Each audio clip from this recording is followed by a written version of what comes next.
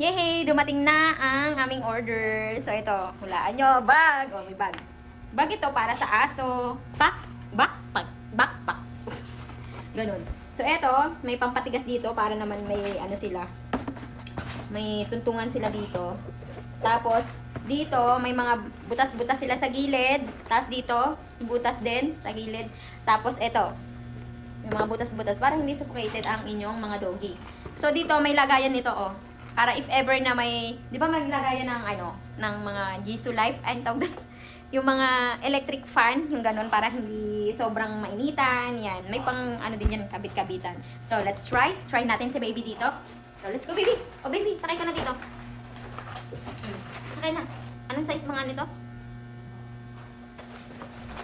Yan. Tapos, lalagyan natin si baby. So, ganito siya pag nakalagay. Tada! O, ayan. So, ito aming baby. O, diba? So, pag nasa unahan mo, pwede mo siyang nakaganito. Yan, o. O, diba? Sakto yan. Tapos, may lagayan pa siya ng ano dyan, o.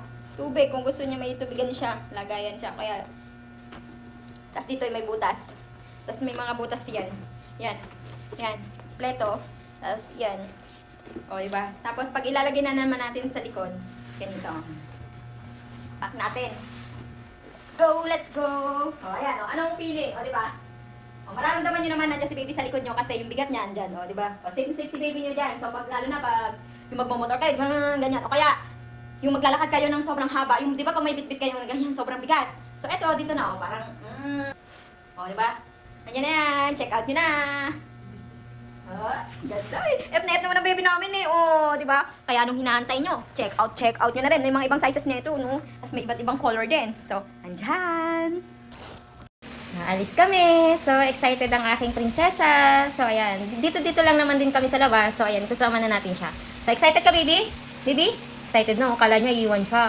So, ayan. Nilagay namin siya sa ganitong bag niya. Ayan, bag niya yan. So, makikita niya, transparent yan para makita naman niya yung labas. Hindi naman talaga yung kulong na kulong siya. O, diba? So, cute. Kapag nakalagay yan sa likod nyo, ay, talagang pagtitinginan. Ang cute daw talaga niya. Tapos, ito, may mga butas yan para hingahan niya. Tapos, ito, di zipper yan. Dual zipper. Tapos, ito, mini fan. Pwede nyo siya lagyan ng mini fan dito sa gilid. So, ayan. Tapos, yan, may mga butas-butas din. Tapos, ito, yan ang likod niya. So, makikita nyo talagang matibay. Double-double ang kanilang tahi niyan. Tapos ito, sa likod niya is yung hindi siya mainit. Kaya don't worry, hindi maiinitan ang likod niya. So, ayan. Tapos ito, may isa pang, dito, pahingahan siya. Ayan, oh, may zipper. Oh, kita ko siya. Oh, minsan kapag bibigyan ko siya ng pagkain pag nasa labas kami, isusuot ko lang siya dito. So, ayun. Kasyang-kasya siya dyan, maliit lang kasi siya. So, ito pang mini doggy lang. So, ayan. Nakikita nyo, oh. Tapos ito, may handle pa, oh. Diba? Napaka ganda nito. So, ayan. Transparent o ganito. Hindi ko parang tinatanggal ang plastic nito. Excited na sa baby? So, let's go! Nandiyan nga pala yan. Ang ganda nito. For baby. Baby!